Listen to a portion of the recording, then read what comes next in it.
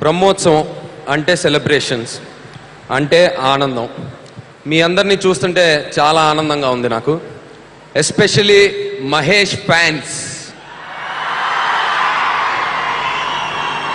ఏమైనా మన జనరేషన్కి ఉన్న ఎనర్జీ వేరు, మన జనరేషన్కి ఉన్న కిక్ వేరు.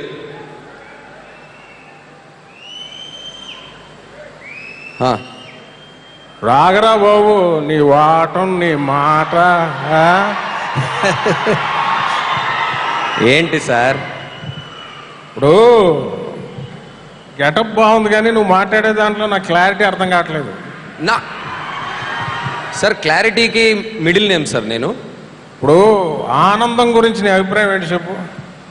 ఆనందం అంటే హ్యాపీనెస్. హ్యాపీనెస్ అంటే Saturday night parties, Sunday sundowners, వాట్సాప్లో చాటింగ్లు, ఫేస్బుక్లో డేటింగ్లు, ఇవే కదా హ్యాపీనెస్ అంటే, కాదా? ఇదా రే, నేను ఎవరికైనా చూపించండి రా,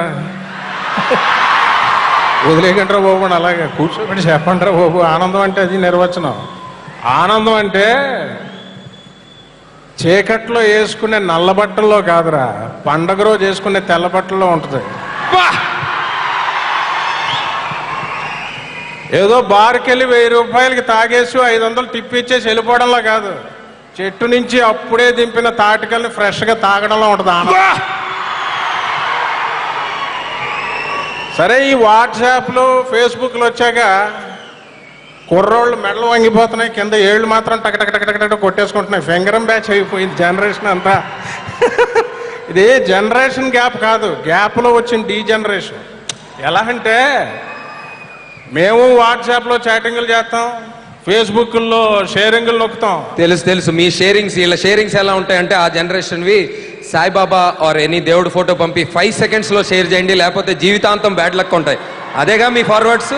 మీ ఫార్వర్డ్స్కి మా ఫార్వర్డ్స్కి చాలా తేడా ఉంది సార్. నువ్వు అదే చూసావా? Other side of the coin ఇంకా చూడలేదు, దారుణంగా ఉంటుంది.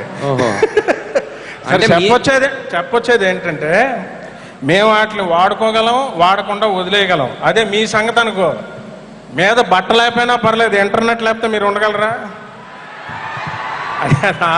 ఆనందం అన్నది ఎక్కడో ఆకాశంలో కాదురా, ఇక్కడ ఎక్కడ ఇక్కడ ఇక్కడ ఉంటుంది. సో మొత్తానికి మేము వేసే క్లబ్ డాన్సులు ఇవి కాకుండా మీ జనరేషన్లో కూడా ఎంటర్టైన్మెంట్ ఉందంటారు. నాయుడూరు పాట ఎప్పుడైనా విన్నావా? నాయుడూరి పాట మన డీజేలు గీజేలు పనికిరావు, ఎందుకని నాయుడూరు పాట ప్లే.